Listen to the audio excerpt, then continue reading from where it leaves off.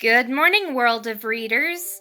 I'm Book Dragon Erin, and welcome back to my YouTube channel. For today's video, I will be reviewing One Was Lost by Natalie D. Richards. She is the type of author whose books I will buy on the spot without even knowing what her books are about. If she writes it, I want it, simple as that. Let's jump right into the video.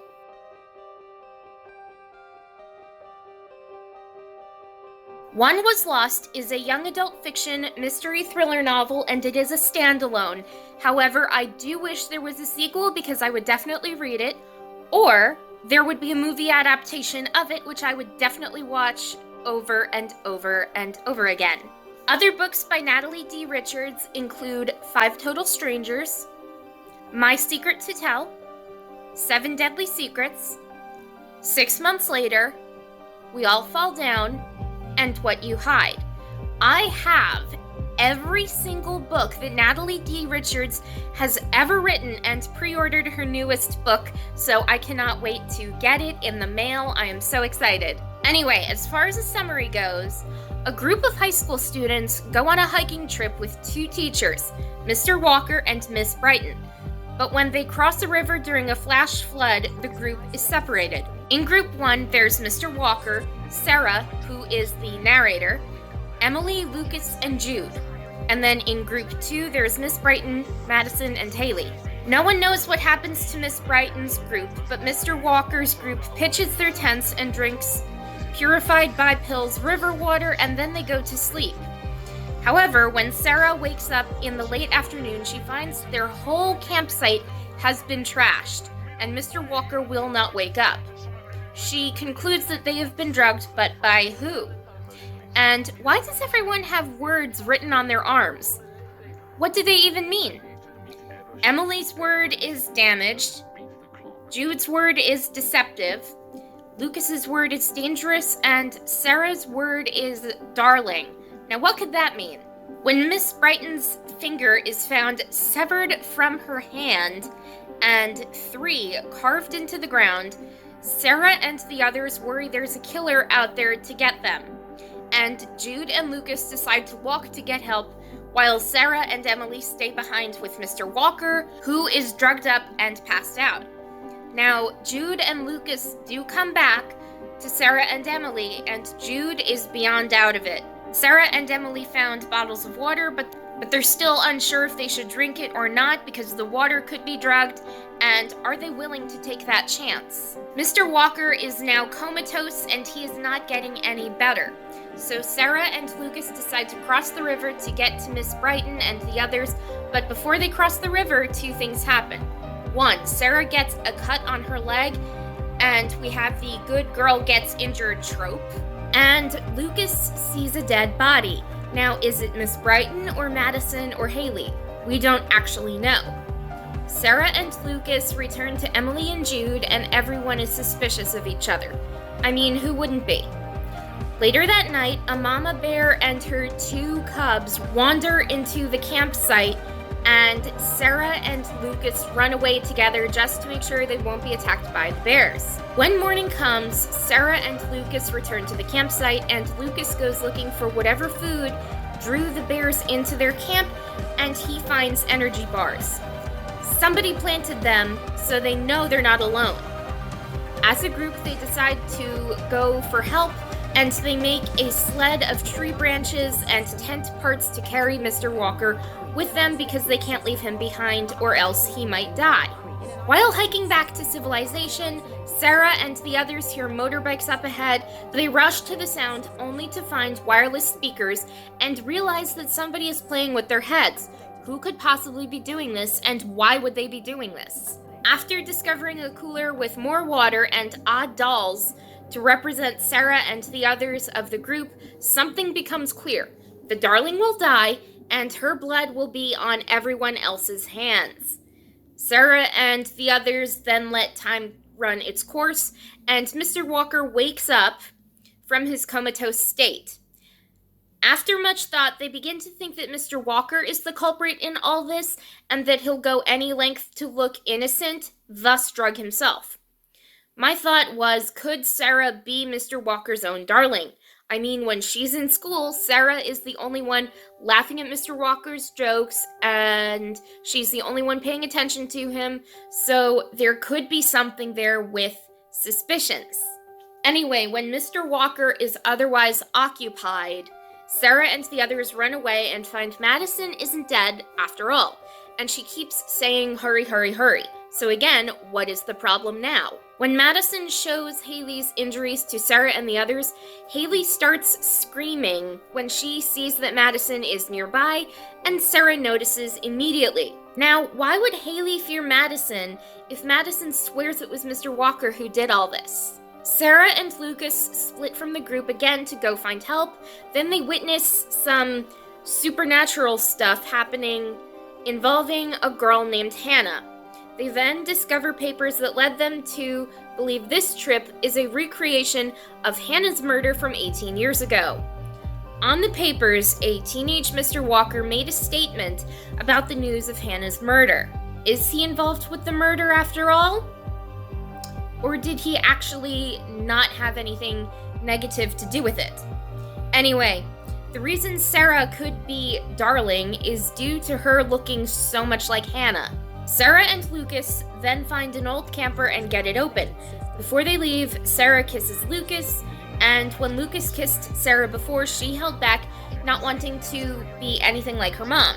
Sarah, however, finally accepts that she is in love with Lucas and doesn't have to deny her true feelings because, again, she is not her mother, and she is loyal to Lucas. Sarah and Lucas then spend the night in the camper, thinking they'll be safe from Mr. Walker. Now, in the early morning, however, Lucas loses his balance and falls, dislocating his shoulder in the process. So Sarah leaves Lucas to go off on her own, but now she walks right into the culprit's lair, still not knowing who the true culprit is. Mr. Walker crashes into Sarah, and he isn't actually the bad guy. He tells Sarah to run because she is coming. She thinks Sarah is Hannah, and she wants to recreate Hannah's murder to right all the wrongs that happened. Now, Sarah runs like Mr. Walker said, putting distance between her and the dead body of Mr. Walker, who she killed. Not Sarah, it's this she that Mr. Walker was talking about. So now Sarah looks for Lucas to make sure he's okay. And this she isn't Madison, as readers were first led to believe. She is Miss Brighton. She was Hannah's stepsister. She severed her own finger to avert suspicion away from her, and it worked. Miss Brighton is definitely insane, as we can all gather, and she believes that Sarah is the reincarnation of Hannah, so she chases Sarah and Lucas, thinking that she will kill Lucas to protect Sarah, all the while believing that Sarah is Hannah and Lucas is the boy who killed Hannah. I am kind of tired here, but I'll continue. Sarah kills Miss Brighton and the chaos is thought to be over. But is it really? This is where I leave off my very in-depth summary, so it's up to the rest of you to read the book. This book is so worth the read. I can't recommend it enough to you guys, and I know I say that about so many books on this channel, but there are very few books that I don't like.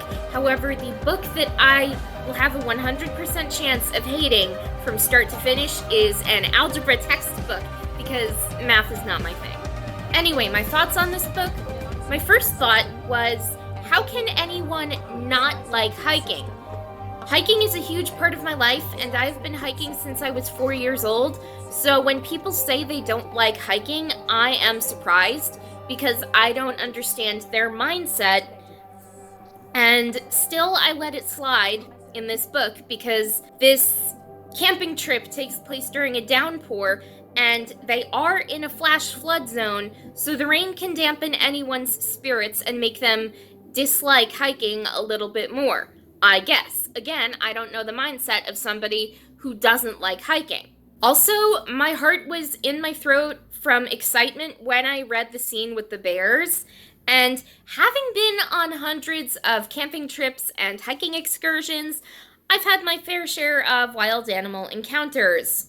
Wolves, black bears, venomous snakes, other dangerous animals, and seeing wildlife is always exciting to me. Dangerous, yes, but still absolutely thrilling. I find Emily continually irritating the more I read this book. She cries or whisper shouts in panic, or she voices her anxiety in every other chapter, and even though I know some people are like that, Emily, to me, seems way too over the top about it, but that's just my opinion. I get it. I get emotional from time to time, and I do have anxiety, mainly for social situations or people invading my personal space.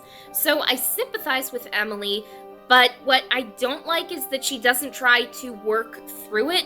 So that's the one aspect of her anxiety that I don't like, because she doesn't try to change the victim in the mirror. Also, I've decided I really hate Mr. Walker.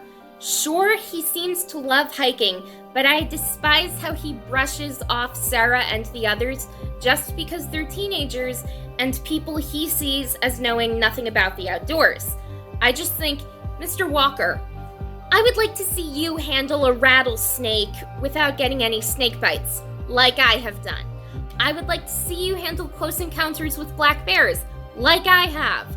I would also like to see you hunt and start a fire like my dad and I have done together during camping trips and hiking excursions. All in all, age doesn't matter when it comes to the wilderness. It's all about the experience in the wilderness, not having anything to do with age. I have plenty of experience from hundreds of camping trips and hiking excursions my dad has taken me on since I was 4 years old. So my message to Mr. Walker, prove your intellect on the situation or shut up, you ass. Before I go on another rant about how much I dislike Mr. Walker for thinking he's the genius who knows every single detail about every single thing in the wilderness, I feel bad for Sarah due to her issues with her mom. Sarah is not her mom. Just because Sarah's mom cheated on her dad doesn't mean that Sarah will become a sex addict as well.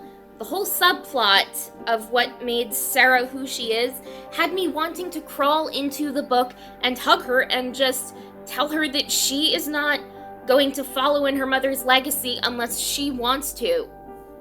That's like my... I wanted to get personal, but I'm not going to right there because that's too much of a deep and dark subject. But anyway, I love Natalie D. Richards' books, and if she writes a book, I want the book, no questions asked, as I said before. Still, I don't think this book was her best, so I don't believe I will reread this book, but that's just for now anyways. The ending was left open with Miss Brighton's psychosis and reasoning, and readers don't really know what happens to Sarah and Lucas after they wash the labels off their arms. So personally, I see that as a major plot hole, but that doesn't stop me from loving any of Natalie's other work, however. Anyway, that's about it for today, so if you enjoyed this video, hit that like button to show some support, subscribe to my booktube channel to get more videos like this when I upload new videos every single Sunday. Keep on reading and have a great day, everyone!